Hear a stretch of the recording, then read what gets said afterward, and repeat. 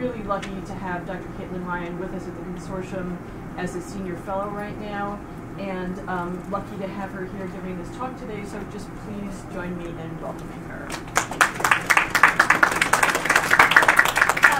Thank you very much for coming. Thanks, Carol, for the introduction.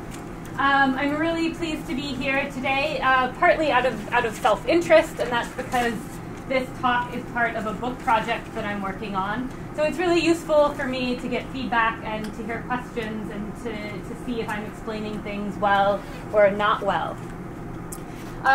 So before I delve into the specifics of today's talk, I want to sort of situate it within the broader project that I'm working on. So my apologies if you heard me speak a few weeks ago. The first couple of minutes here are going to be a little bit repetitive.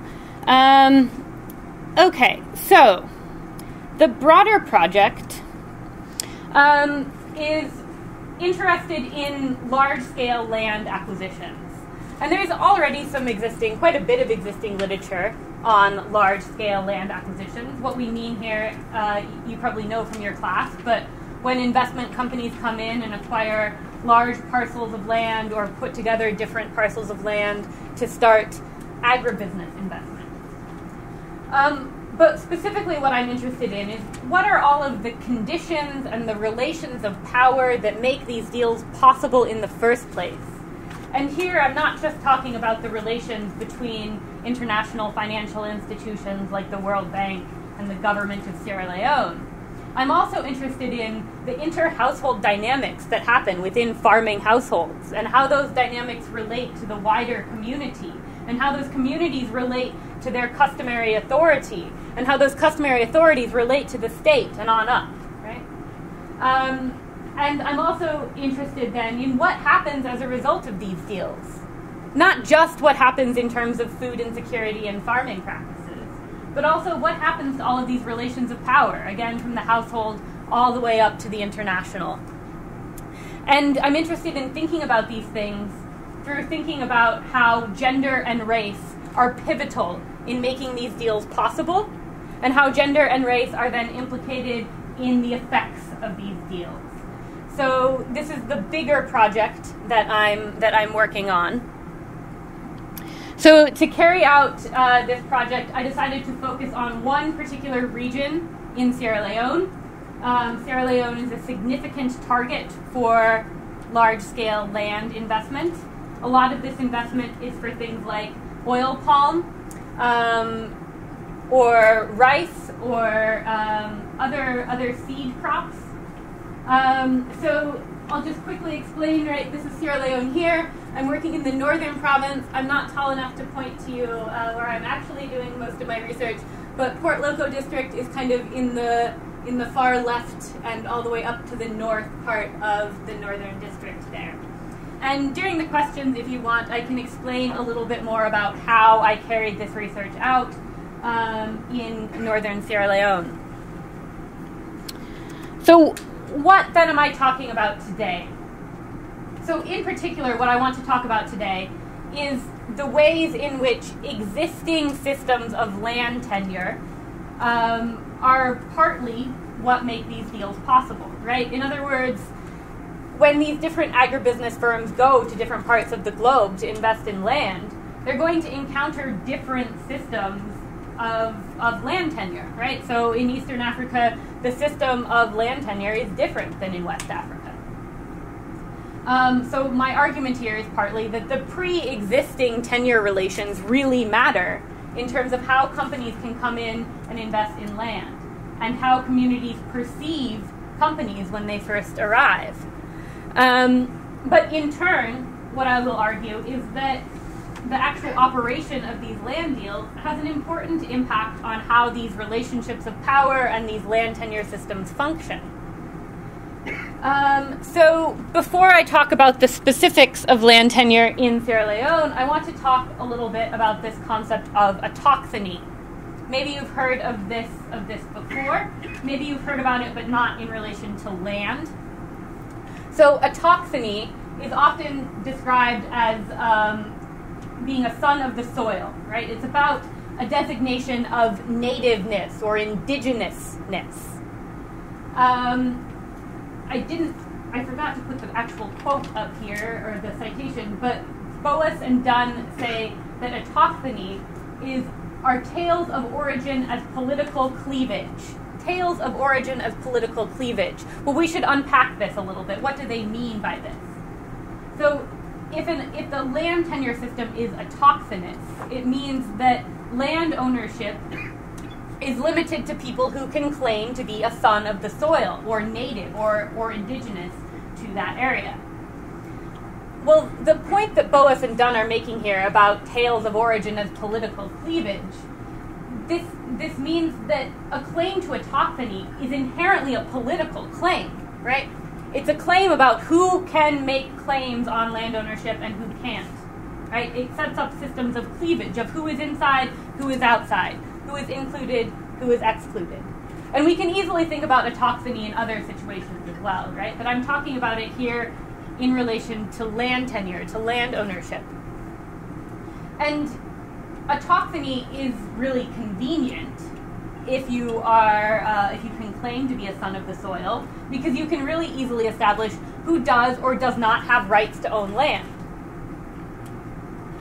But the other thing that Boas and Dunn say is that autochthony is a strategy rather than a fact. A strategy rather than a fact, right? It's actually sometimes really difficult to trace lineage and whether or not you are native or indigenous to a particular place. And I'll explain why in Sierra Leone this is particularly difficult. So in that sense, people who can claim, or people who do claim autochthon status, do so as a way to create political cleavages, right? To do so as a way to create distinctions between inside and outside. And this is really useful for a number of reasons. It's really useful because it helps you to establish control over the actual material space of the land, but it also helps you to establish control over the people who inhabit that space, right? It's a useful political strategy, and it's one that also grabs you by the gut, right? It's one that people easily relate to because it relates to tales of origin and history. So it's a really powerful strategy. The other thing that it's important to say about autochthony is that it's actually asserted most frequently during times of uncertainty, right? If things are stable and certain and predictable, you don't necessarily have to rely on this strategy. It's when there's turmoil or upheaval or a threat of land loss, for example, from investing companies coming in, that people are most likely to lay claim to being an autochthon. The other thing that it relates to in an agrarian sense is places where there's a lot of agrarian mobility. Well, what do we mean by agrarian mobility? We're talking predominantly about farming systems that are non-mechanized. So a non-mechanized farming system requires a lot of labor. And that labor is highly, highly seasonal, right? There's certain times of the year that you have to have a lot of labor input and other times of the year when you don't need so much of it. So in systems like this, you get a lot of mobility of people, right? Moving to do labor in times where there is need for labor, and then maybe going back to their natal, their village of origin when there's less demand for labor, right? So autochthony as a concept explains particularly well places where there's a lot of agrarian mobility, right? Where there's a lot of movement of people. Okay, so this explains autochthony generally, but now I want to use this concept to explain land tenure in Sierra Leone. And it's important to say a couple of things here about the role of the slave trade and the role of colonialism in the autochthonous land system in Sierra Leone. So there was a lot of slave trade through Sierra Leone before it became a British colony. It only became a British colony after slavery became illegal, after the Atlantic slave trade died down. But some of these claims to being a son of the soil actually predate even the slave trade.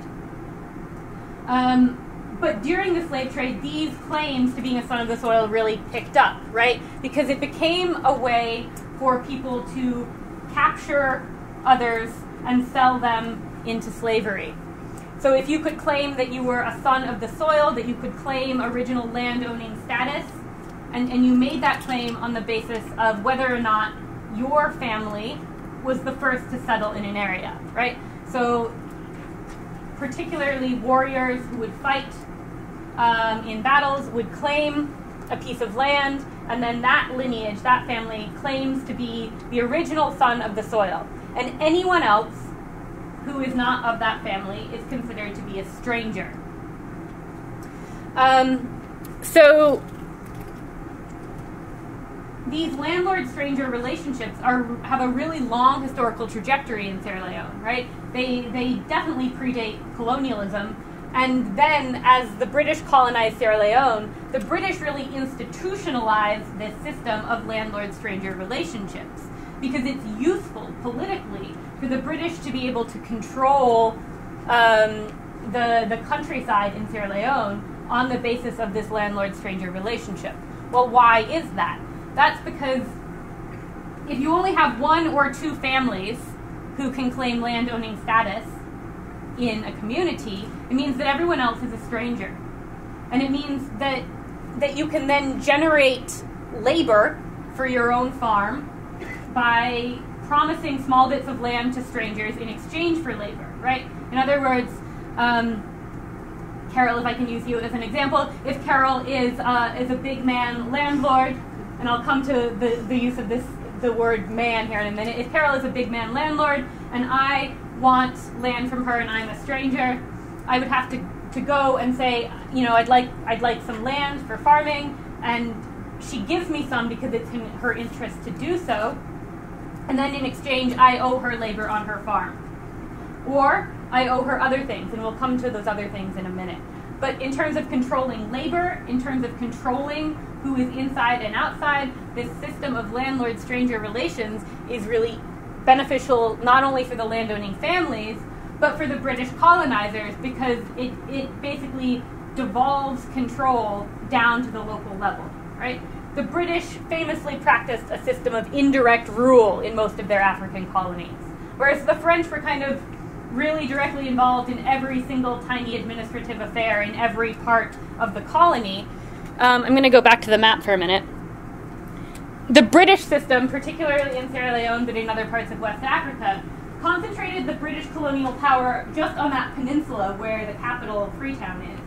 And the rest of the area, the provinces, the British controlled through institutionalizing paramount chiefs, through institutionalizing this landlord-stranger relationship, right?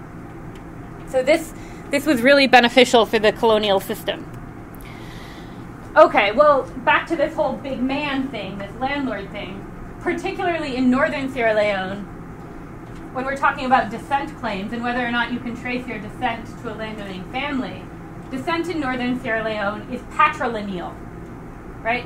So if your mother's family, if your mother's family owns land in the community, that is a less reliable claim for land ownership. The strongest claims for land ownership are patrilineal, right? Your father's family. And one of the reasons for this relates to agrarian mobility and also, of course, the patriarchy. But we'll come to the patriarchy in a minute, right? But agrarian mobility means that women are very often leaving the villages that they're born in to go marry outside. So if you want to keep a tight control on the number of families and the number of people who are making claims to land ownership in your community, you basically exclude all matrilineal descent lines and say that, okay, well, if a woman goes out and marries somewhere else, her children are considered strangers in her own community because they trace their descent to their father's patrilineal descent line, right? So you have women going out to marry, and that means their children have very, very limited claims to land ownership. And this limits the number of people who can own land in the community. And obviously this is a very patriarchal way of seeing ownership and rights, right? Where women are considered valuable in terms of the marriage ties they can bring in, but not valuable enough to actually own land themselves. And this is a really productive system for creating what Bledsoe calls a wealth in people. And the reason for this is that if you are one or two of the heads of landowning families who can claim rights to ownership, it means that you can control the mobility and the labor and the marriage prospects of everyone else in the community. And you can generate labor from them, and you can expect that they will give you some small material benefit from the farming they do on your land. But there is an even more important reason that if you are a landlord, that you want to generate strangers. And that's because there's this idea of these sort of non-material benefits that come from having a stranger or from bringing a stranger. So we did a lot of interviews with people, and we were often asking them, well, why is it good to have a stranger? We were asking landowning families, why is it good to have a stranger? What's the benefit of having a stranger? And sometimes they talked about the material benefits of getting some crops that the stranger would give them. And sometimes they talked about the benefits of having labor from the stranger. But the most important reason that people reflected on the benefits of having a stranger are really non-material, less tangible benefits of loyalty, of respect in the community, right? In other words, if you have a lot of strangers, you have a lot of people who are behind you. You have a lot of people who are behind you to give you loyalty, to give you respect. Some people talked about how having a stranger meant having someone who could talk nice to us, right? To talk nice about us. So there is a really important moral authority that comes with being a landlord and having a bunch of strangers behind you, beyond just the material benefits of their labor, right? So both of these quotes are from individuals from land-owning families, right? So we see here that having a stranger gives you respect in the community, that other people in the community respect you because you've brought this stranger in. So even people who previously tried to pull you down will start respecting you. And this idea as well that you can make good statements to each other. Other people also reflected on if you have a stranger, that stranger is going to have to do things in the community to help the community. Maybe that means working on the roads, right? There's no real functioning national road authority, so that means that the roads are all mostly built by people in the community. So if you have a bunch of strangers behind you, you can ask the strangers to help with the labor on the road. And then this benefits you because the community looks upon you as having brought these good strangers into the community, right? So again, just to reiterate, these strangers are people who might just be from one village down the road or nearby, right? But because they cannot trace their patrilineal descent to the original inhabitants of the village, they're excluded from the decision-making power and land ownership that landowning families have.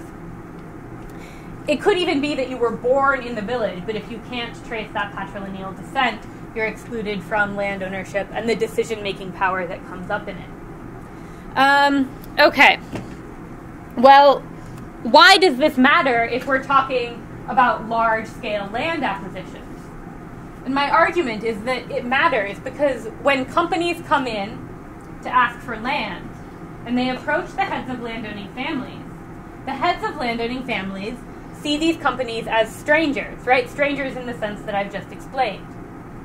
That they are giving the land to the companies much as they would give land to any other stranger, and that in turn they expect certain benefits from the companies, right? They expect the companies to act like good strangers, which in the context of Sierra Leone means that you'll talk nice to the landlord. It means you'll help the landlord with labor. It means that you'll express loyalty to the landlord if there's any kind of dispute between the landlord and the rest of the community. It means that if there's a funeral, you'll show up with rice and offer your condolences. there's a whole social, moral authority tied up in these landlord-stranger relations. And when these companies come in and ask for land, in many ways, they're seen as just another stranger, right? And you want strangers. People want to have strangers. People want to have as many strangers behind them as they can. So this is, I think, an important thing to think about, right? That this existing land tenure system in Sierra Leone of landlords and strangers facilitates entry of these companies in, because the idea of a stranger, the idea of someone coming in to borrow land from you, is already recognizable to people in Sierra Leone. It's not a foreign concept that someone would come and ask you for land for farming. But the decision-making power behind inviting these companies to take land also reflects these landlord-stranger relations, insofar as this decision-making power is highly gendered. Right? So remember what I said about the patrilineal descent and the heads of landowning families? It means that a family, a clan, might have 20 or 30 households in it, right? But of those 20 or 30 households in the landowning family, maybe only 1 or 2 of them are considered elders who have decision-making power about allocating this land, right? And those elders are predominantly, almost in all cases, in the north of Sierra Leone, men. So women might be informed that a company has come and is asking for land, but women are very, very rarely involved in the decision-making process about giving land to the company.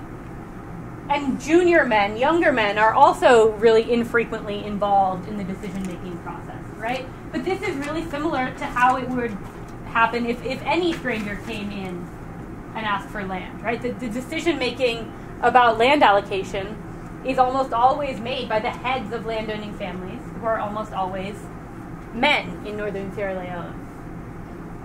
So companies entering the communities as strangers is really, really gendered.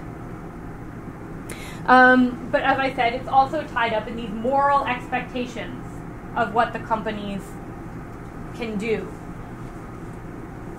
And here as well, it's important to talk about the racialized power of white strangers coming in to ask for land. There is an expectation that the white people will have to do more for us than just an ordinary stranger, right? An ordinary stranger might not have a lot of resources. He's just coming from right down the road. He comes from similar circumstances. So the expectations of what a local stranger has to offer are generally lower. There's higher expectations of a stranger if that stranger is comparatively more well off, right? So there is a perception that the white strangers, the white companies, we can have higher expectations of what they will give us.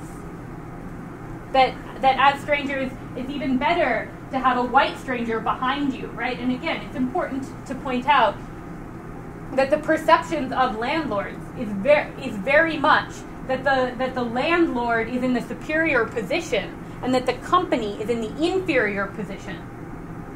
That the company will act like any normal good stranger and fall in line and give benefits to us because we are giving them the land, right? So you have these higher expectations that you can basically ask more from white people because they are coming from outside with more money. So you can take more money from them.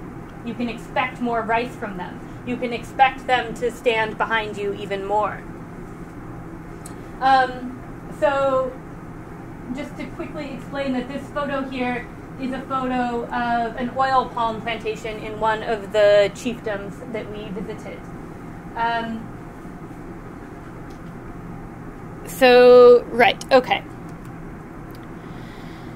So this really reflects the idea, right, that the company is a stranger, and that when a stranger asks you for land, it's good for you to give that stranger land, right? When a stranger asks for land, we ask what they have in return. And this is in relation to the companies. They gave the promises for development, so we thought it wise to give the land. But this really clearly reflects the idea that the company is a stranger, right? That a stranger comes, we ask them what they're going to do for us, and we'll give the land as a result of what they said. And I can talk more about this in the questions and answers if you'd like. Okay. 2 more slides quickly. The other point that I want to make is that there's a really clear role of secrecy and silence and knowledge tied up in the decision-making. And this also reflects broader landlord-stranger relations that predate these deals. And it also clearly reflects a really dominant institution in Sierra Leone, all across Sierra Leone, known as secret societies. And secret societies are societies there's separate ones for men and women.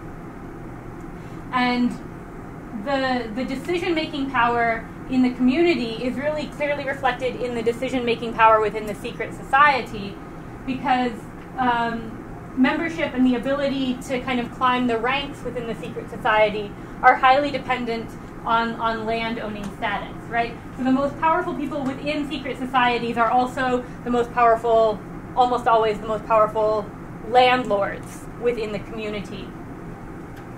And secret societies are important to talk about in terms of decision-making power and land deals, because often when we talk to people about, well, when this company came, what happened? Who made the agreement for the deal?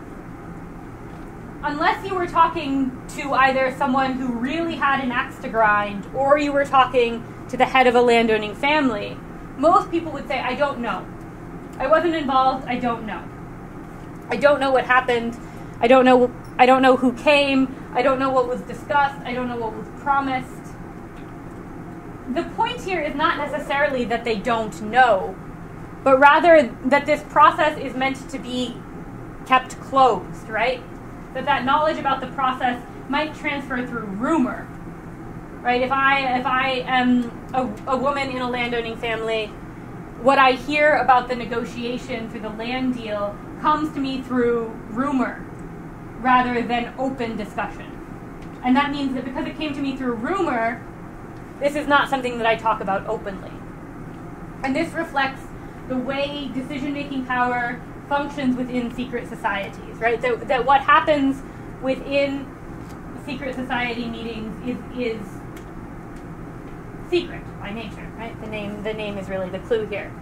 And I'm happy to talk more about secret societies when we get to questions if you want. I just wanted to briefly make the point that this reflects pre-existing relations of power that are there and that actually in some ways facilitate the company's entry into the community, because things do not have to be discussed openly. Not all people have to be involved in the decision making. The other thing is that, and often academics, we don't talk about this enough, this presents a major challenge for actually doing the research, right? This made it really, really hard for us as a research team to get at what happened because of all of the rumors, the conjecture, the silence, the secrets, the closure. This makes it really hard for me to make one clear, definitive answer about exactly what happened in X village when the company came. Okay. In terms of what these deals do, what they produce, what's really important to note is that this autochthonous system of landlord-strangers is not being challenged as a result of people's grievances with the companies. People are not happy with the companies, but that does not mean that they are not happy with this autochthonous system of land tenure, right? Particularly for young men from landowning families.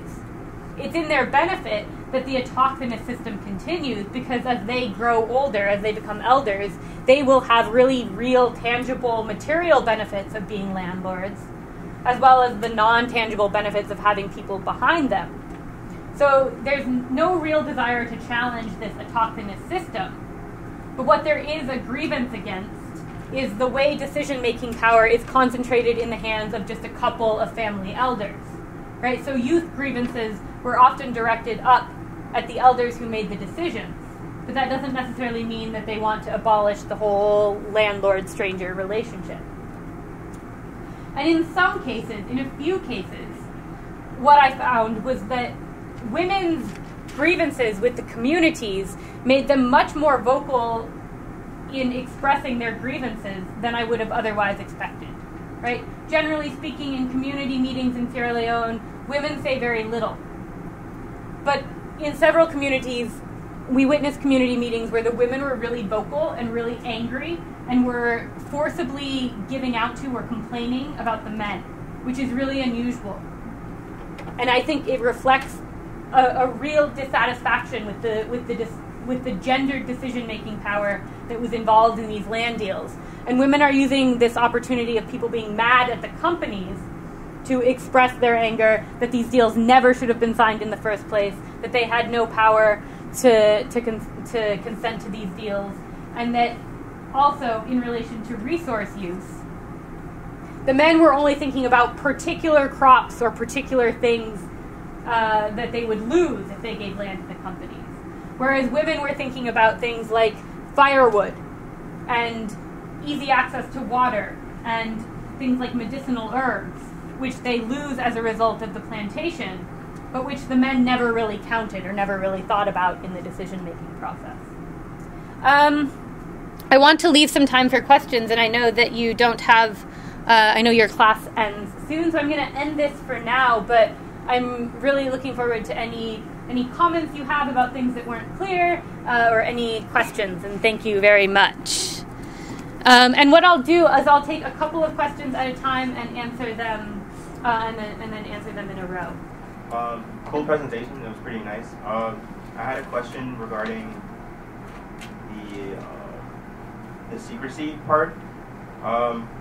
So to get around the secrecy, would it have been possible to ask for land yourselves and just note the process to see how it went? Did you guys try that at all? It's a really interesting question. Thanks. What's your name? Jonathan. Jonathan. Okay. Are there more questions? I'll take a few more, and then I'll answer them all.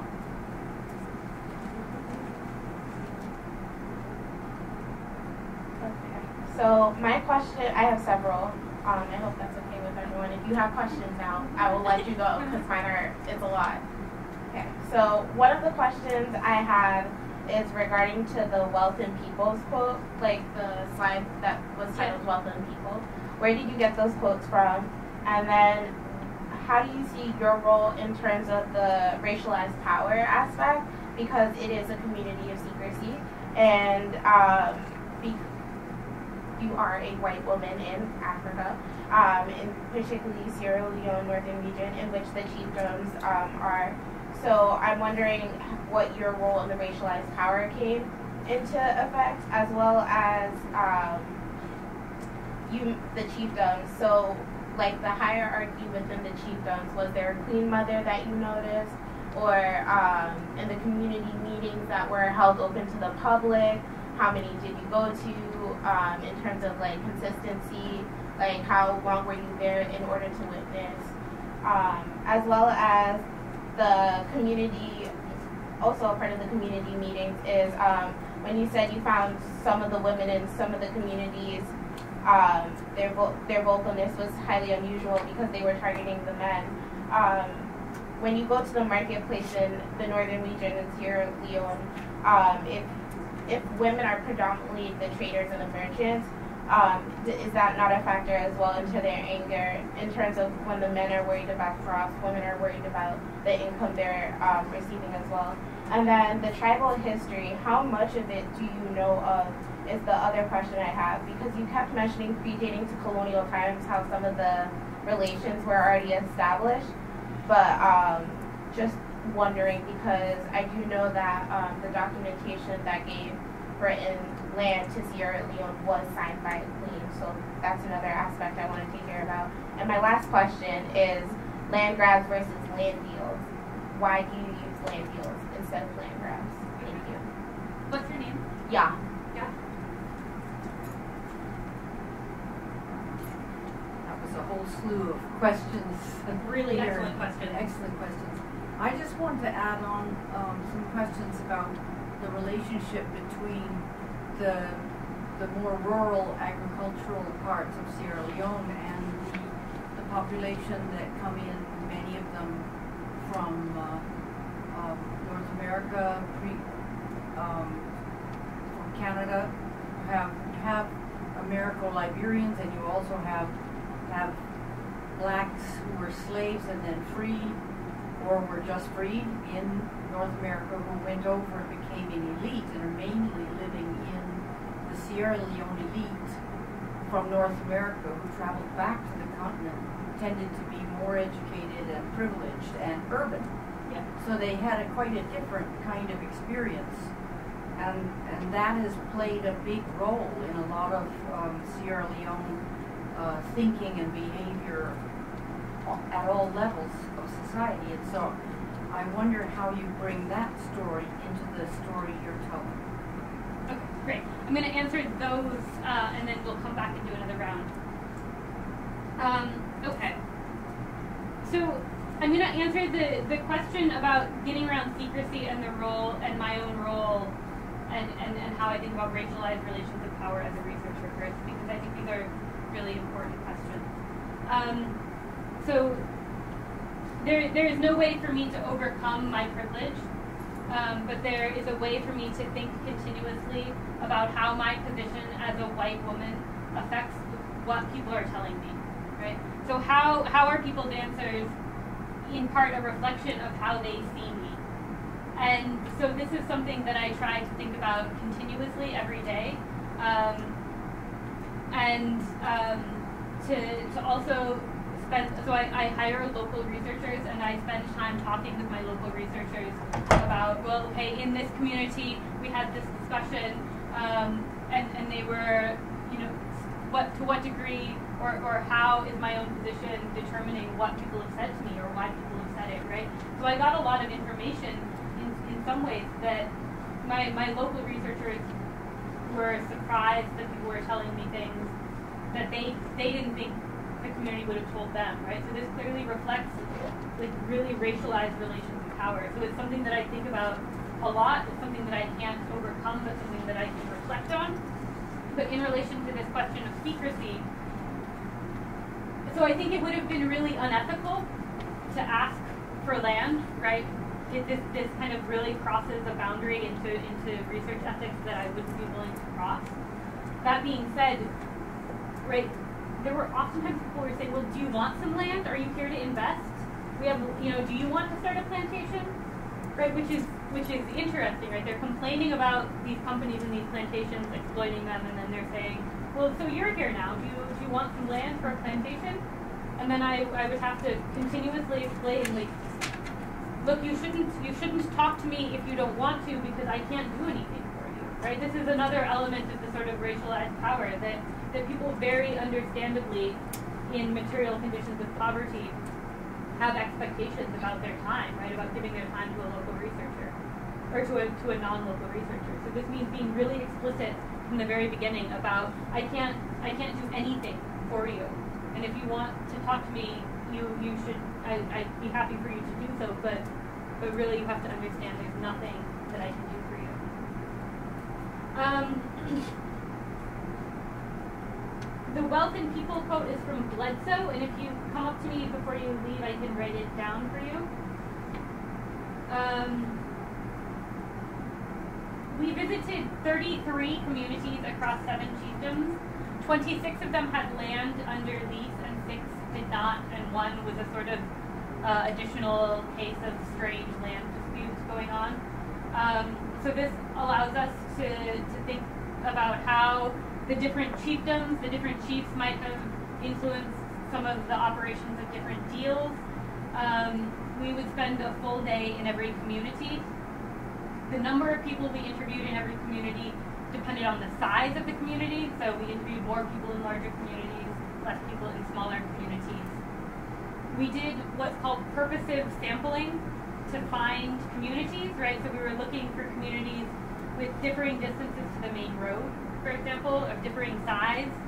And then we did purposive sampling to try to interview within a community to try to get an equal number of men and women, but then to also get a spectrum of landowners and strangers, and to also get a spectrum of ages.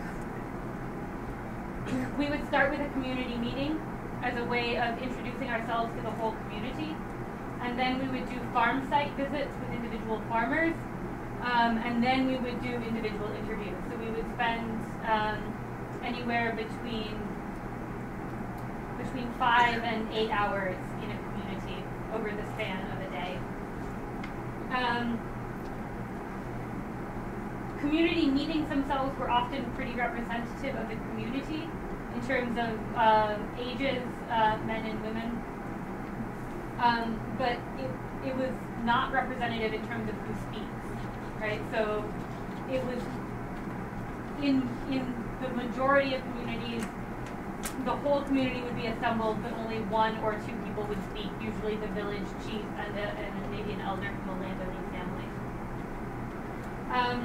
Women as traders and women's role in markets is definitely one of the reasons why women are so aggrieved, right? Part of it is that they have to spend longer getting firewood, they have to spend longer getting water, but a large part of it is also that they have less to take to market because they have less farmland, or they have less access to oil palm. So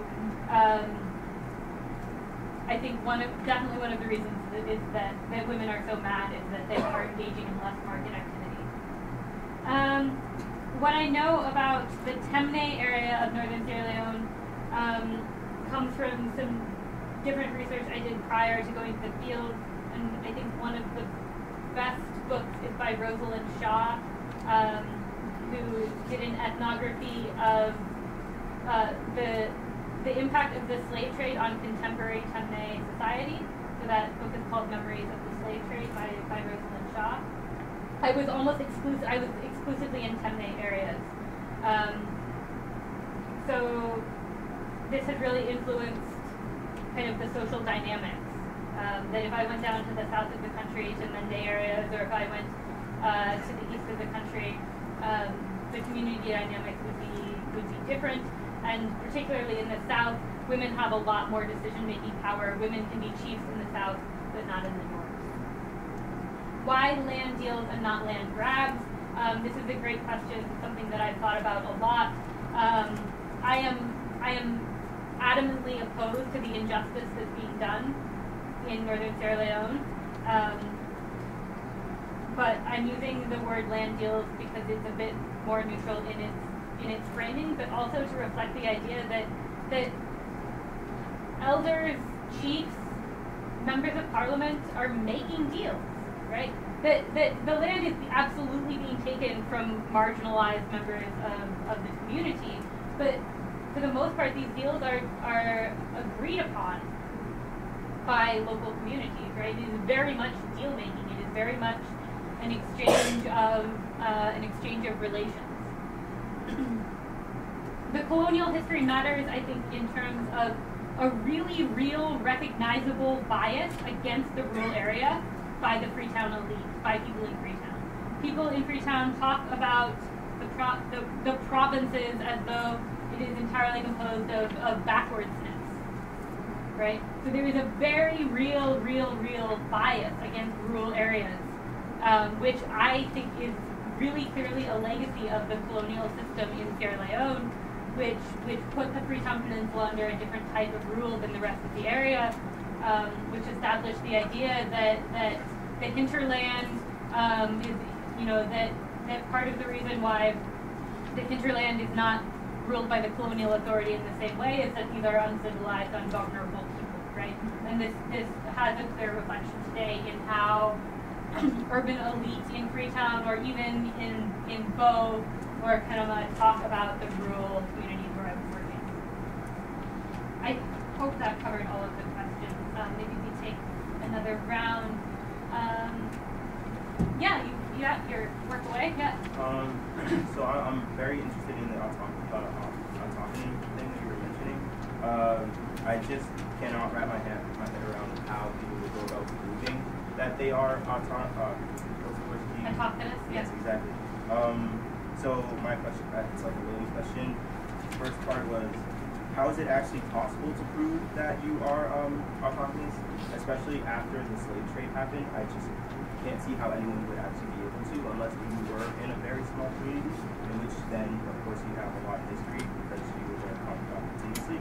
And then the second part of the question was there more discontent in the larger communities or in the smaller communities because of this lack of ability to prove, or maybe, like, you know, because I don't think, I don't know, it's just very hard for me to understand how someone would get to say, I've been cursed. Yeah, I mean, this notion of proof really relates to what Boas and Dunn say about it being a strategy rather than a fact, right? But the other thing is that oral tradition is really strong, right? So they just take your word. Well, and so I mean that oral tradition is passed down generation to generation to generation, right? So people can make these strong claims to that the Conte family is from this community, and that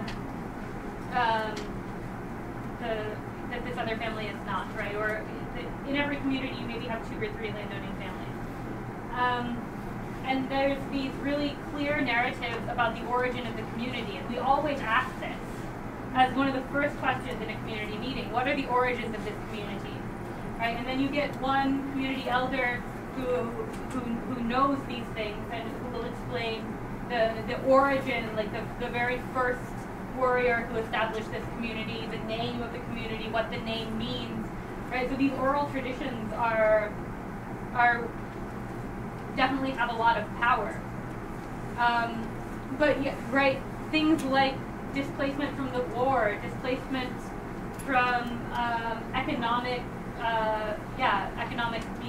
disadvantaged, these really do sort of underlie what they're saying about autochthony being a strategy, right? That you deploy it as a strategy, partially as a way to maintain or consolidate power, right? Partially as a way to legitimize your claim as the Conte family that the Conte family is the one who owns land in this community, right? There's a gentleman behind you who I can ask. I think I might just add to that. For instance, in Haiti, I know of families. It's not mostly rather than how it was passed down from your paternal side, but however, it's whoever was on the land and socially did some kind of building on it. And I know of families who's been paying pretty much a mortgage, I guess you could say, on the land from the 1970s, from when their mom were 18, 19, and up till today, every month or every trimester, there's still some type of hey, here you go kind of thing that gets passed on. Yeah, and even in cases where buildings haven't survived, right? It's just the idea. Oh, the thing is gone. Oh no, but so right, like this part of Sierra Leone is like really dense, bushy, full of trees, full of bushes, right? So the idea about the original inhabitants is also the idea about who cleared it for farming, right? So you have this claim to ownership on the basis of clearing the land for farming, right? Making this a community through clearing the land. And this oral tradition is really strong and really powerful. For 1 minute. I know some people have to leave. I'm just going to remind you, if you can please just leave an evaluation form behind on your screen at the door. And I think what we'll do is, if you have to leave, but why don't we have questions, why don't we just go on getting them as people. I think that discontent with the deal varies for a lot of reasons, like whether or not people are, like the level of unhappiness that people have with the deal varies for a lot of reasons. I had not yet thought to look about whether that varies with the size of the community, so that's a great idea and something that I will take and look at using this data analysis software program to see if there's some sort of correlation there. What I do see about discontent is that one variation I see is like, how much did you lose, right? Not just how much land did you lose, but like how much authority or decision-making power did you lose in the community as a result of this deal going badly? How many oil palms did you lose, right? This is definitely something like you lose more oil palm, you're definitely more aggregated because you've lost more income. But the question about size is interesting, and that also makes me think that I hadn't considered before that I need to look more carefully at the distance from the main road and whether this has some influence on people's level of grievance. Because the main roads that we were traveling on were paved, but all of the side secondary roads are not. And this has a really big influence, particularly in the rainy season, when moving from your community to the market becomes more difficult. So I'll consider this question of size and also location in relation to road.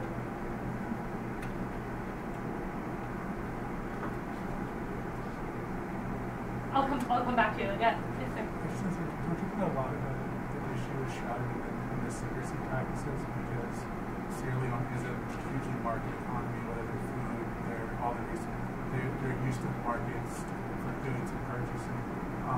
By not disclosing the prices, they can't really set a market price in their land or their exchanges, and not allowing others to see the past results. It sets up basically the fee by not disclosing their own. That's how we, like, when we go to buy property or rentals or anything, like the price in Massachusetts versus Rhode Island or other places for the same land without anything, if you're comparing two identical plots, you don't understand what the market rate is or what the value is. How do you disclose that in an economic situation? I mean, I think this question of value is really important, but I don't think it's a matter of secrecy that is related to this value. I think it's actually just a matter of or structure of the deal, like what they're receiving, the level of give back. Yeah, and so there is really limited knowledge within the community about how much is being paid. That being said, so two things. First of all, I think people, and this is a problem not just in Sierra Leone, but in any subsistence agricultural society, that people actually often totally underestimate the value of their land, because they're engaging in all kinds of things that are non-monetized. Well, you wrote the moral issue about the morality of the companies going in and contributing to the moral premises of what they do. How can you judge if a company is morally accountable in the rate versus their moral neglect? Yeah. Well, so there's all of the non-monetizable activities like the moral authority, but then there's all the non-monetized activities like gathering firewood, right? Or like all of the tree crops where you get things like mangoes or cashews, right? That people, I think, are maybe systematically undervaluing how much their land is worth and all of the activities that they're engaging on. But the bigger sort of problem is that the Sierra Leonean government has a recommended price for companies to pay. And the recommended price that the Sierra Leonean government advertises to potential investors is $12 per hectare per year. So a hectare is 2.5 acres. So it's less than $6 per acre per year. And that $6 is then split, that the landowning families only get half of that, and the rest goes to taxes for the chiefdom council, district council, paramount chief, and member of parliament. Right? So not only are people maybe unaware of the actual value of their land, but from the top you have this problem where the government is systematically, purposefully undervaluing the value of land.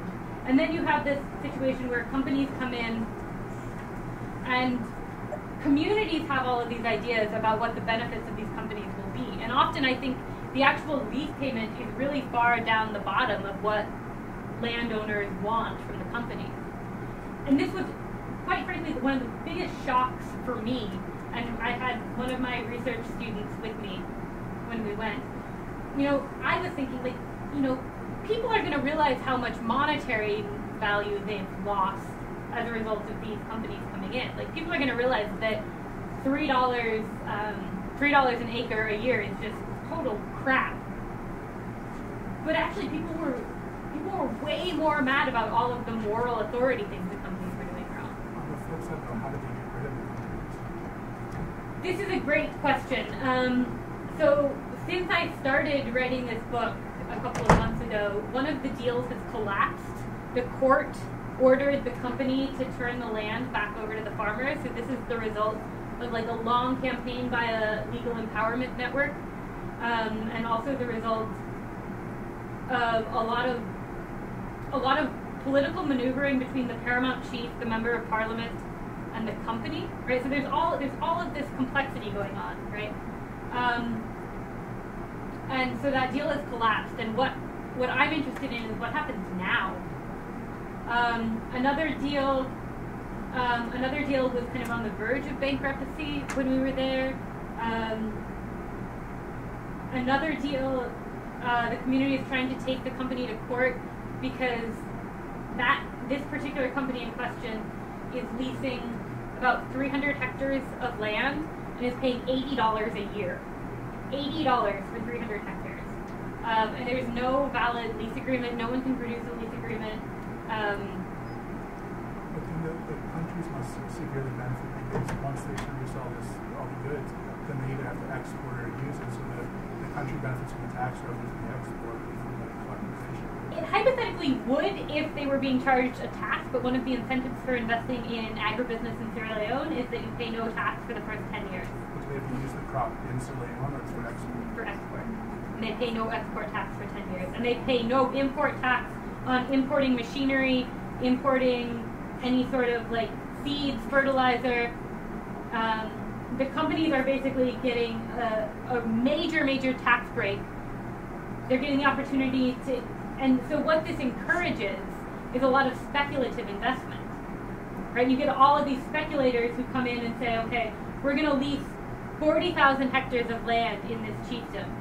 And whether or not we actually plant on it, or whether or not we ever actually do anything with it, is not important because we're getting it for so little money and we have so many incentives from the government that it doesn't matter, right? That these companies are engaging in this speculative investment because they don't stand to lose a heck of a lot. And it's defensive, so other companies can. Yeah. You had your hand in the thing. Yeah. In regards to globalization, did these communities ever mention their want to globalize at all? And then also, so these crops grown by companies are for export, you said. Why isn't it that the government of Sierra Leone uses this method to entice farmers to grow crops for the country of Sierra Leone and feed people within instead of wanting to export it? Is it because they want more money or something? Or is it just? I mean, I think there's a few things. I'll answer that question first and then come to the first one. I think there's a few things going on. The first thing is to think about this in the context of post-war state building in Sierra Leone. That Sierra Leone had a UN peace-building mission, a relatively robust, like big, widespread UN peace-building mission after the war, and that all sorts of aid and loan packages are tied up in structural adjustment agreements. That the government has to engage in a concerted effort to privatize, to attract investment, right? So I think even more than this idea of like profit, there's something about this idea of like, you know, doing what the donors want, doing what the IMF wants, acting like kind of the good neoliberal state. There's also, it has to be said, a lot of corruption, right? That the actual state apparatus itself might not be getting very much money from these deals, but the kickbacks, right? So I mentioned this deal that crashed. I think one of the main reasons it crashed is that this deal happened when a British guy set up a company in the UK and then came to Sierra Leone and set up a subsidiary of the company in Sierra Leone with a member of parliament from this particular region.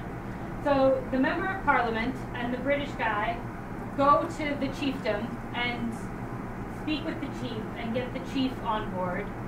And the chiefdom council and the member of parliament, the paramount chief, sign a lease agreement for 40,000 hectares of land in this chiefdom. It that size comprises like 85% of the whole chiefdom. And then So the MP and the member and the British guy basically have no intention of ever actually starting a plantation themselves. They sell that lease agreement, right? That piece of paper upon which are the chiefdom council and the paramount chief signatures. They sell that lease agreement for $3 million US. So the British guy and the member of parliament get money from selling this lease agreement to an Indian subsidiary of the Siva Group, which is a big agribusiness firm in India. So Siva Group comes in, and now Siva Group has to actually go to the individual landowners and negotiate for the land to set up the plantation. So what our research found is that the date that the lease agreement is signed is 2009, and the date that communities first say that somebody approached them to ask them about their land is like 2011, 2012. Right, so the MP made money. I would assume that the paramount chief probably made some money, though he denies this. And again, this is where it's hard to get at what's going on. And then this Indian subsidiary only starts a plantation on 6,000 out of the 40,000 acres, right? So you have the speculative investment of globalization, you have corruption, you have the idea that the Sierra Leonean government can say, look, we're doing what we're told, we have this big private investment, this big private outside investment, right? So this story, I think, is really messy and complex, right? It's not sort of a straightforward linear story. What do communities want? Communities want economic opportunity and development. Communities want schools and health centers. Communities want roads that don't flood out in the rainy season. Communities want economic opportunity both within and outside farming. Communities want their kids to go to school.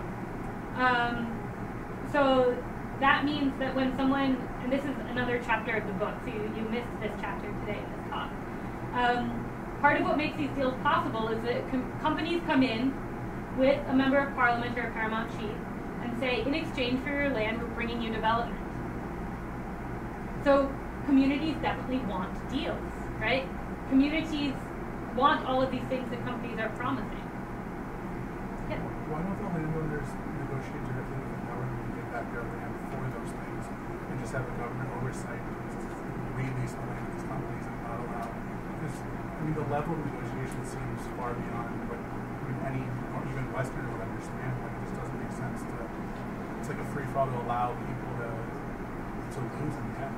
I mean, there's, first of all, you can't just bypass the agency and the power of the chieftaincy, right? The chieftaincy within local communities is so powerful, so influential. For them to keep the power to negotiate directly with the government instead of the companies. Yeah. So, I mean, I think this, so there are some, I will say that there are some moves to reform some of this, right? There are attempts to try to make this better. First of all, there's an attempt to make it impossible to get more than 5,000 hectares without special government approval. There is an attempt to make the whole process more kind of normalized, no matter what part of the country you're in, that every company has to follow the same process, and to get the government more involved. But I think there's also a sort of, one of the limitations to this is that there's a kind of limited state capacity to sort of oversee this. But right, I mean, I'm definitely not advocating that there should be no agribusiness investment in Sierra Leone, right? That I think that actually a lot of people don't necessarily even want to be farmers anymore. They'd rather be employed by a plantation than and have like a reliable monthly wage.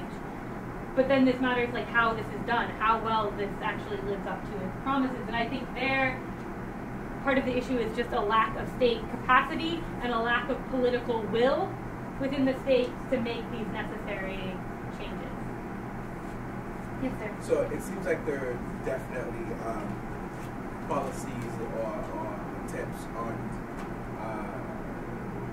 on land, pretty much, whether it's limiting however many hectares you can get on land, or so on and so forth. But I don't really see the implication or the push for involving more women into these policies and the relationship to land or gender whether it's being limited, whether by men or the woman going out to see whether how much food or water they're losing.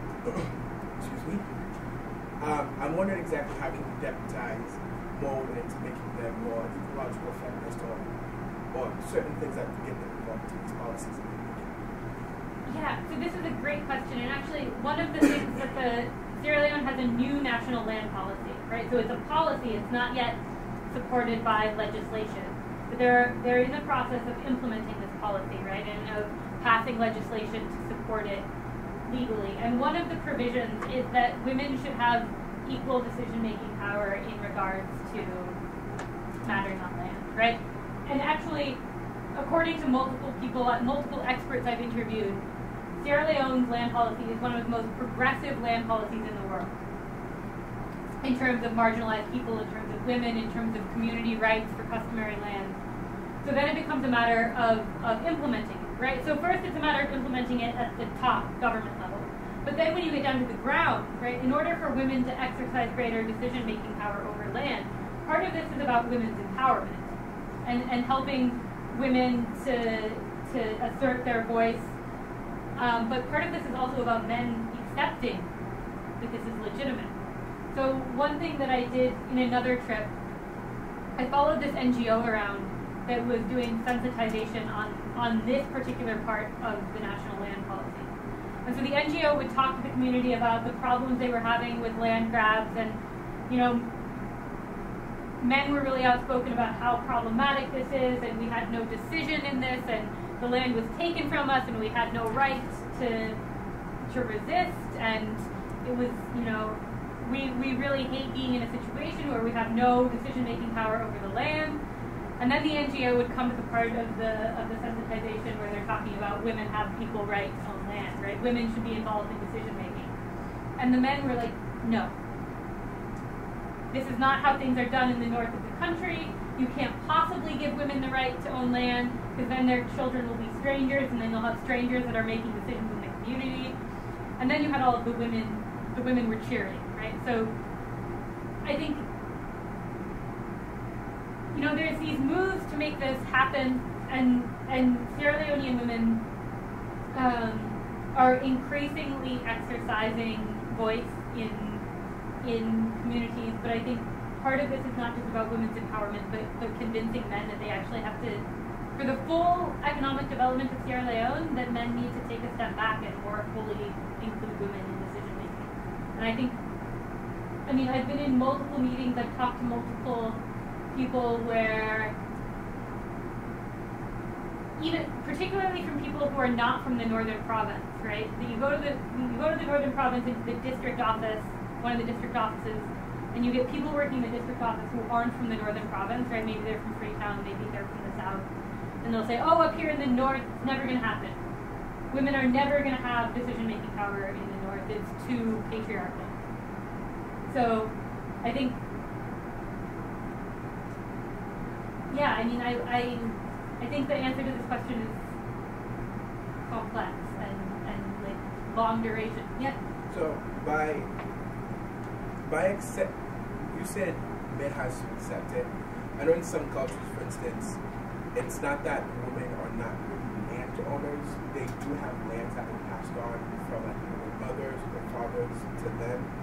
But however, when they do get married, these inheritance now automatically gets passed on to the husband. Yeah. It's no longer theirs, it's the husband, and when they have kids and things like that, it goes directly to the kids. Yeah. So automatically kind of wipes out that,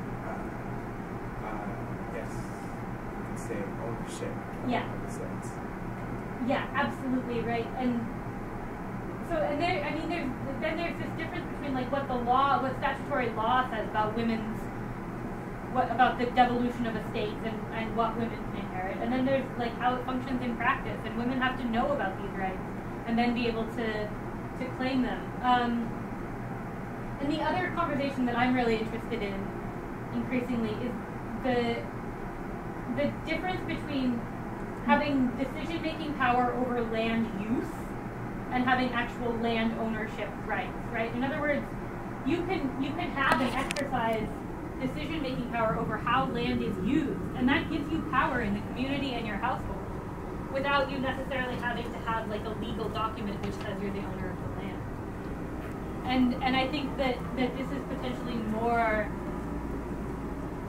possible, right? Because it doesn't require sort of actually naming women on titles and deeds, which might be too hard to get to. But if women have decision-making power over how land is used, that means that women can say, okay, well, I'm going to let this stranger use this plot of land, which then increases the woman's kind of power as a landlord, right? That land use decision-making, I think, is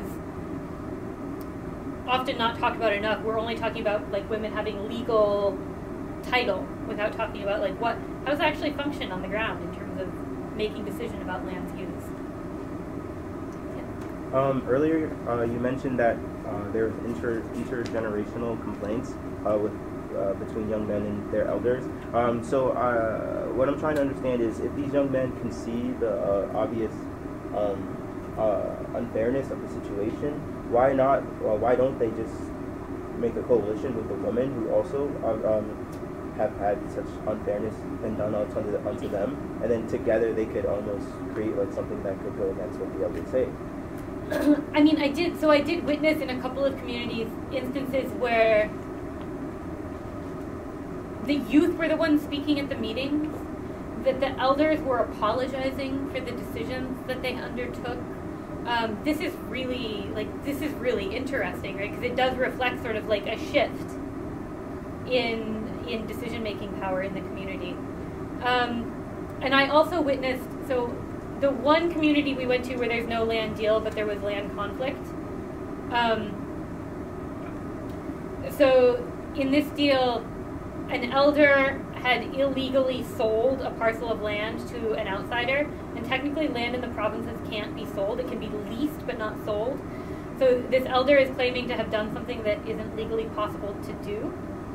And at this meeting, it was like actually really explosive, right? Like there was a lot of shouting. Someone went and got a cutlass. There was like there was a huge group of youth, like all shouting at the elders, at the headman. And I tried to like calm things down by saying, okay, we're going to go out and visit a farm site. And in my naivety, we visited a farm site that involved us walking through the parcel that had been sold with this huge group of like really angry young men.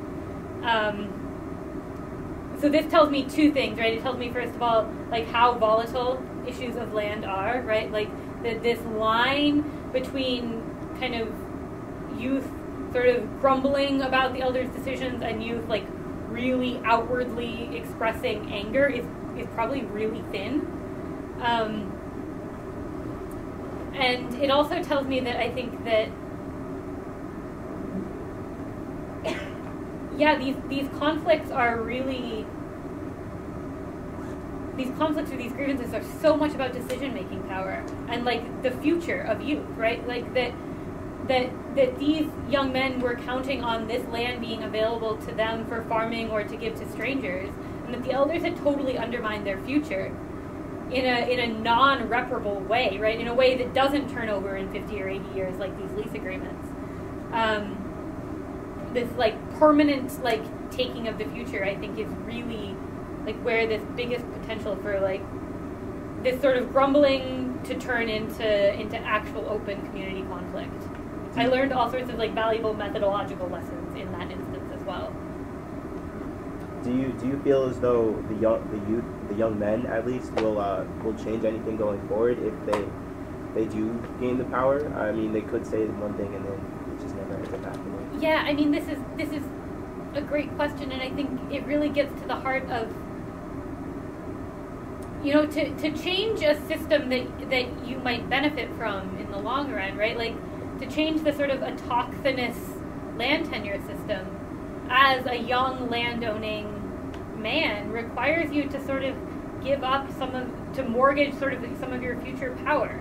And I'm not saying that it's impossible, but I think that this is a tricky question, right? This is hard because you're basically asking them that, like, if all of your future wealth is tied up in this autochthonous system of generating people behind you, and this question is then about, like, well, are you willing to give up the autochthonous nature of land tenure? I think it's the other thing is that a lot of young men don't necessarily want to farm, right?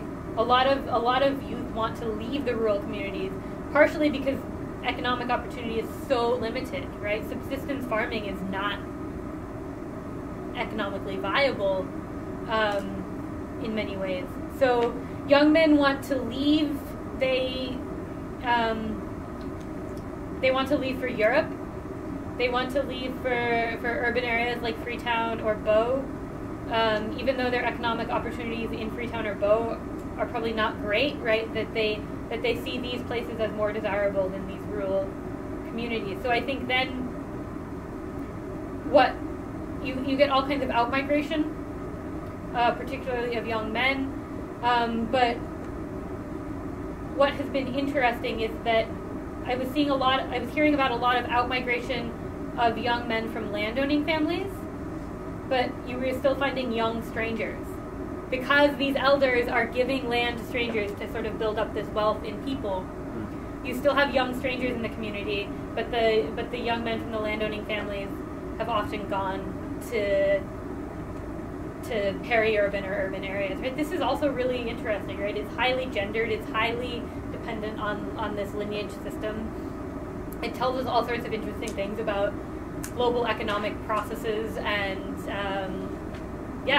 what landowning youth dream of for the future is not necessarily farming, but maybe still drawing benefits from that land, right? In other words, you can still draw benefits from that land as a landowner, even if you're not farming it yourself, if you've built up this kind of wealth in people. I think I was going to ask the same question, but I thought to myself that I don't think culture-wise they'll change, but rather they'll adapt. Instead of pretty much farming, which is something that is being done, Haiti's probably going through the same thing right now. The influx of migration is happening. First it was Dominican Republic, then Brazil, then now Colombia, then Chile. But they will adapt into turning those kind of practices, or I guess you could say, I don't know how to say that in English. They will just find another way of getting creative with it, but doing the exact same thing. Yeah. As what I do. Yeah. Yeah. Definitely, right? And this is something that I'm really interested in. Like, how are these relations of power transforming, or even reasserting themselves, right? It's not that these land deals, first of all, these land deals definitely don't come into a blank slate, but it's also not that they sort of totally disrupt and erase all of the existing relations of power, right? Like, people are capitalizing on them. People, like, different adaptation is definitely happening, and this is certainly one thing that I'm really interested in. Yeah. Lastly, have you seen any cross parallels between any countries that kind of fit the demographic, not necessarily by surface square, but rather than pretty much cultures, revenue, economic streams, and other customs that they practice between Sierra Leone and any other countries in your research? So, like, based on, I mean, I've done like a lot of literature review of other cases. I haven't been on the ground anywhere else to make like a detailed analysis, so I can't make an authoritative answer to your question. But land tenure systems and colonial legacies are similar in Liberia. And there's similar processes of land acquisition in Liberia. So it would be interesting to see how these deals are functioning in Liberia in relation to Sierra Leone, because there are a lot of similarities in terms of this like autochthonous landlord-stranger, the role of chiefs in customary land, but then also a lot of really important differences in like the functioning of the state. So that would be an interesting sort of comparison. Yeah, so beyond that, I can't really say much because all of my research into other places has just been like desk research of literature. Only to say that like I really think that like the pre-existing tenure system really, really matters. in terms of how deals happen and how deals function, right?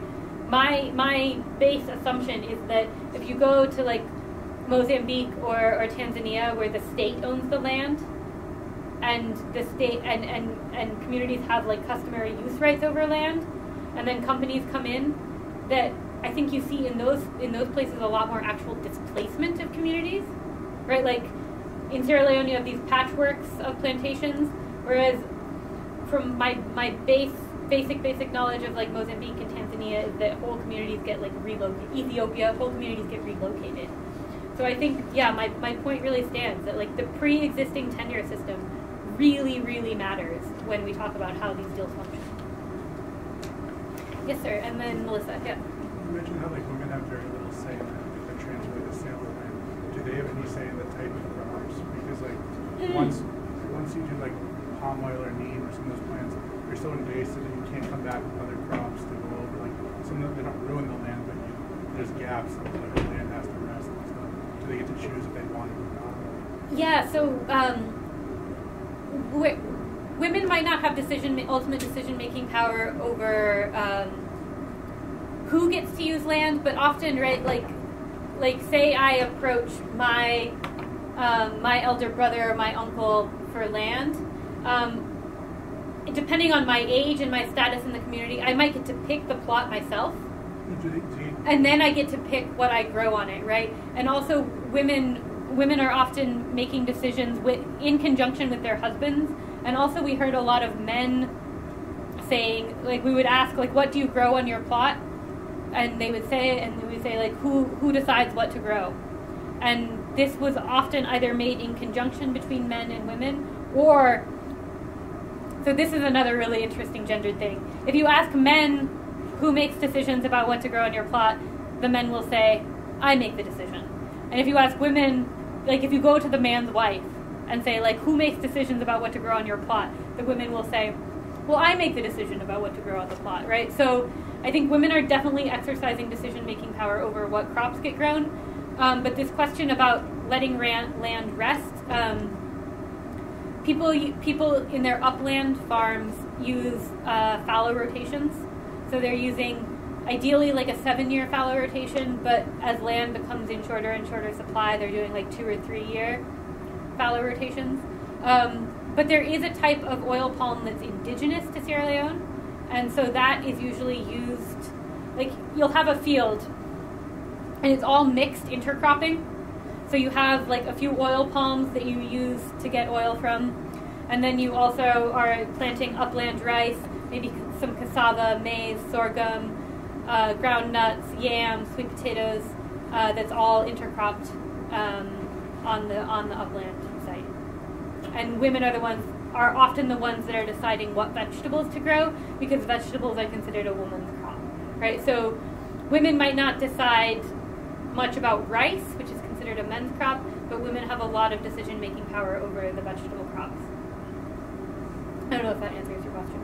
So like if a corn company and another company both want the land, they get to make the decision? No, okay, yeah. In terms of investment, I mean, I don't know of any competition between investors. But what I can say is that with these oil palm plantations, people seemed even more eager to accept oil palm plantations. I think partly because people know how lucrative oil palm is because they're growing it themselves. So people were particularly excited about having an oil palm company, partially also because I think they thought that those benefits would accrue to them, right? That they would get oil from the plantation. And the same for the one rice plantation we looked at, that people thought they would get rice from the company. There was another company we looked at that's growing organic turmeric. Turmeric is not a thing that people eat in Sierra Leone. So people had like basically no enthusiasm at all and thought that the company was growing carrots and was like mildly annoyed that the company was using this land to grow carrots. Palm oil is very popular because so many things are used with it. And like here, when we had like National Donut Day, they fry donuts with palm oil. And it's a very invasive crop. So like when palm plantations, very few like other crops can come in. And there's a lot of backlash from like the palm plantations to go. Yeah, I mean, and so the other thing about these palm plantations is that they're growing a non-native, improved variety from Malaysia, as opposed to the native variety that's indigenous to Sierra Leone. And I think the long-term ecological impacts for the quality of farmland in Sierra Leone are something that really needs to be thought about. It's beyond my own scope because I'm not a soil scientist, but yeah. A question about the young women, because you've talked a lot about the young men and then also women in certain circumstances where women are sort of protesting and are angry about decisions that men have made. Did you talk to many young women? What's their role in all this? Has it changed at all? So we tried to talk to as many young women as we could, but what we found, and I could give you the exact numbers by digging into it a bit more, but really most of the young women we talked to were strangers. We talked to very few young women from landowning families, and that's because of the pattern of mobility for marriage that women usually leave their natal communities to marry, right? So we often talked to older women from landowning families because they'd come back to their natal communities, right? Their husband had died. We were also there during the dry season when you have a lot of inward mobility.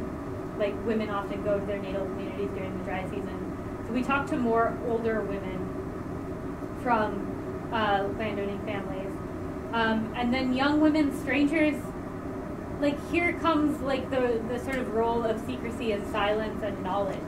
That young women strangers either knew or claimed to know very little about what had happened, and claimed that were much more reluctant to make complaints. The differences would be then between often every once in a while you'd get a young woman who was married to a really powerful member of a landowning family, and sometimes women strangers married to powerful landowners were sometimes our best sources of information. They were sometimes the most forthcoming. But young women strangers, not particularly forthcoming.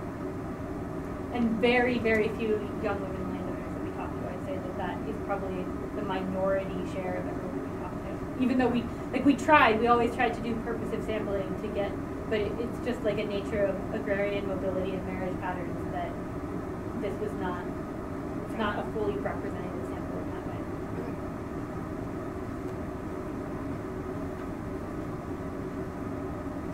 So I want to go back to when you were talking about the economic arrangements, and I'm trying to think about. I understand what you were saying about for government, it's useful to be able to say, yes, we're doing this thing that you want us to be doing in this model of development, which is leasing out this land. But what actual economic benefit is there if the land is being leased at these, for an incredible pittance, no taxes paid for 10 years. In many cases, the land isn't even developed, so there are no jobs. So is there any? And in the meantime, the land is being taken out of production, the kinds of multi-cropping use that it had before. So what is the economic? I think there's very little. I think there's very little actual economic incentive for the government, for the state. And here I also want to sort of say that the sort of informal, formal distinction is so hard to get at in Sierra Leone. Where the formal state apparatus ends and informal power begins, right? It's super fluid and fluctuating. There's no perfectly neat division of formal, informal power or benefit, I think. I mean, and part of the reason I say this is right there is definitely corruption and kickbacks that are going on. The formal agreement is that there's no taxation of companies' imports of machinery and fertilizer and seeds. But I also interviewed all of the investing companies, and one of the biggest complaints was that our stuff is stuck in the port because we're not paying kickbacks. So our machinery is sat at the port, and we can't actually get it in. Or we imported all this fertilizer, and then we could never use it because by the time we finally got it out of the port, it had spoiled. So What is the formal state getting from these deals? Like, very little. What are formal state actors who are engaging in informal activity getting is a different matter.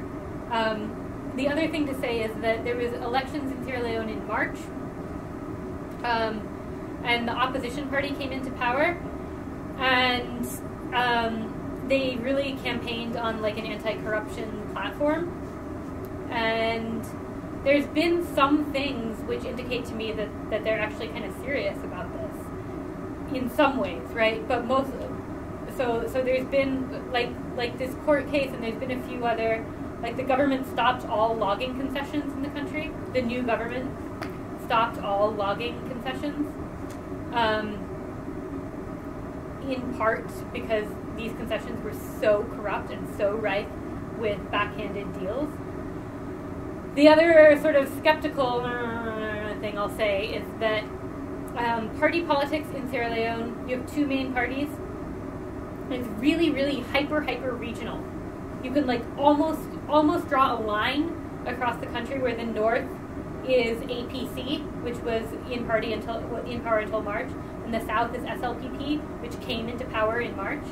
And a lot of the new government's actions combating corruption have been directed at APC areas.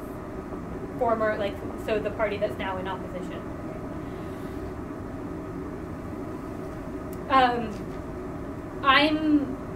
I've been trying to learn about Sierra Leonean party politics for the last 3 years, and I 3 years of sort of trying to keep up with and understand what is going on in Sierra Leonean party politics. I know nothing, right? Like, this is a whole kind of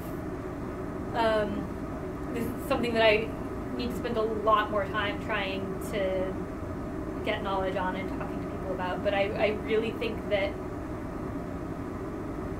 definitely matters in terms of where concessioners go, and how concessions are treated and viewed, and whether the state cracks down on bad companies or not,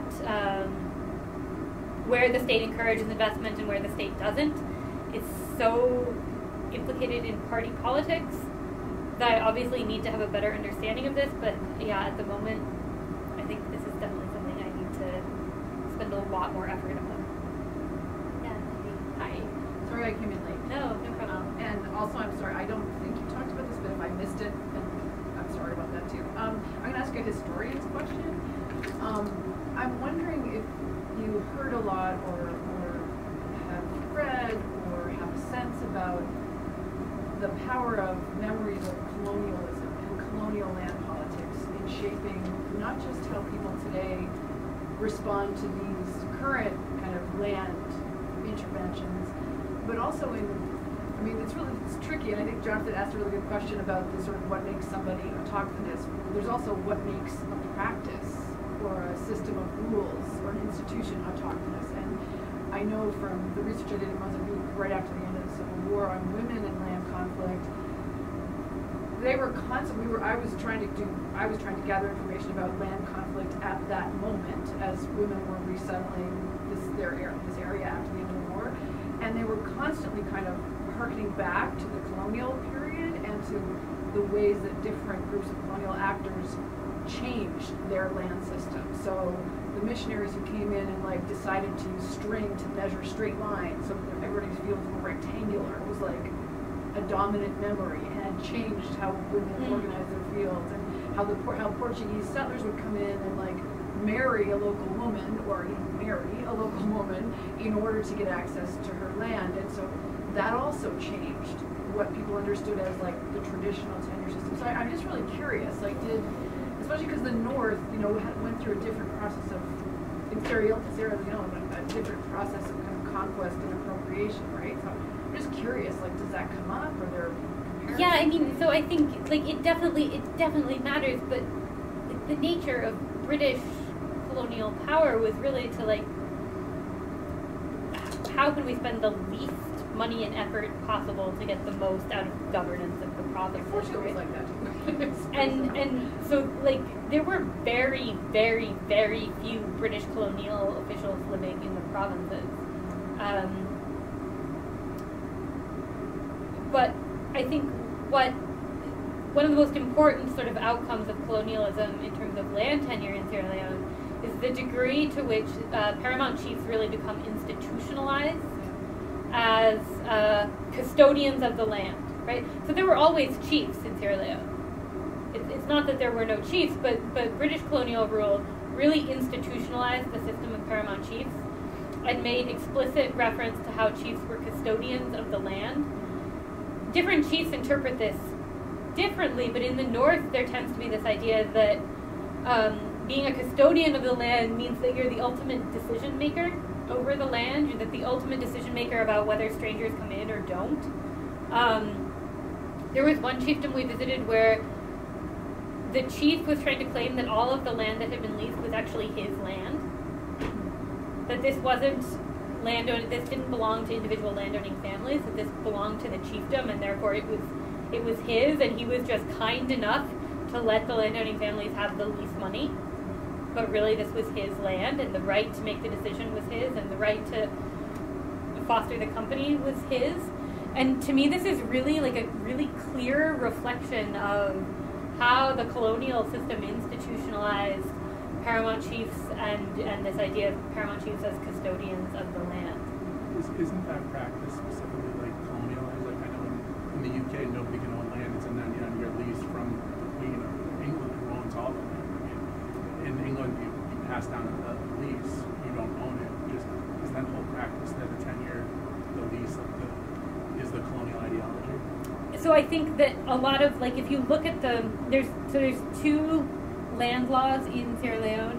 One of them relates to the Freetown Peninsula, and one of them relates to the provinces. And I think that, yeah, there's a lot of kind of reflection, just as with any institution under a colonial power, there's a lot of reflection of, like, British systems where in the provinces land can only be, but the land can only be leased. But the difference is that, like, the original land law that the British set up during the colonial era did designate land-owning families as holders, as owners of the land, right? So it's not that the state owns the land; it's that you have land ownership situated within a clan, and the difference is that clan cannot sell the land to someone else. The clan can only lease. Is that from the colonial rule? That's from the... I mean, I think this sort of like leaseholding kind of reflects some of the British understanding of land and property. So, I mean, and right, because the national land policy is not yet fully legislated, it means that actually these colonial era land laws are still the functioning statutory law at the moment. So until Parliament can pass legislature to support implementing the new land policy, all of these colonial protectorate land laws still are technically the ones on the books. And they really do like focus on chiefs as being the custodian of the land, right? And that land in the provinces is inherently different than land on the Freetown Peninsula. So I don't know, has internet access or has has globalization in general just started to change perceptions of what should happen or whatever? Like, I mean, amongst the youth, like for example, I know amongst my friends or whatever, we're all about like, you know, equality for everybody, or at least treating people somewhat equal. I find it difficult to believe that within the youth of these communities, they're not touched by this as well. Like perhaps like globally, I think that's generally true. Where the younger people would say that they want more equality for everybody. So I just find it difficult to believe that these young men within these villages, in which, you know, the young men who will eventually get the power, they don't, you know, as soon as they get the power, they don't change the rules, because, you know, they're in power to change the rules, so they could always I don't know, I just don't understand why they aren't willing to give up their power if they know how unfair it is. It just doesn't make any sense to me. Yeah, I mean, so this question about internet is a really interesting one, and it's not something that I've like explicitly researched, but just from like anecdotal observation. Particularly if you go to like a district town, lots of young men have smartphones, and internet access in Africa is really exploding, particularly through smartphones. And this is evident, particularly. WhatsApp is really huge in Sierra Leone. Like, yeah, my mom loves that app. WhatsApp is enormous, and a lot of people are getting their news and information through WhatsApp, and we can have a different conversation about like the reliability and like what that, you know, like how good that information is, because rumor is spreading really quickly. But yeah, I mean, I think the question of like the positive elements of globalization as like transmitting messages of equality, as like spreading ideas, I think we're only going to see more of in Sierra Leone. The sort of trouble with the rural areas is that phones just don't have reception, right? So you might see youth with a smartphone, and they can use it if they go into town to like access the internet.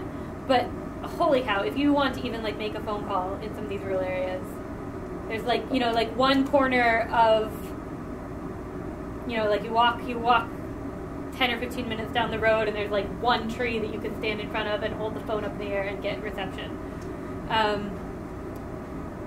But a lot of youth have smartphones and are connected to the internet, and when they go into town.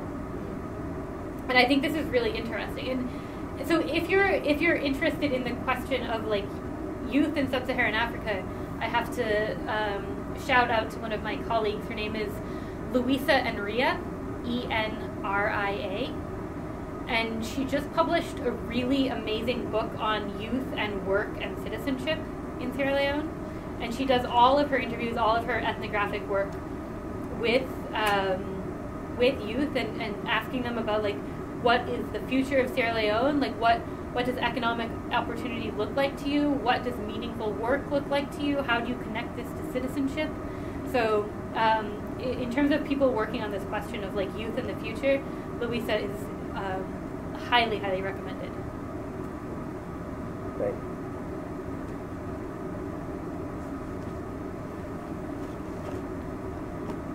I have one more question, and then I think we'll let you go. So, is there anything in where you are now with this research where you have a big question that you're trying to sort about what you've been looking at? Yeah, so two things I'm struggling with. One I've been struggling with since I started, and that is, how do you get at the truth?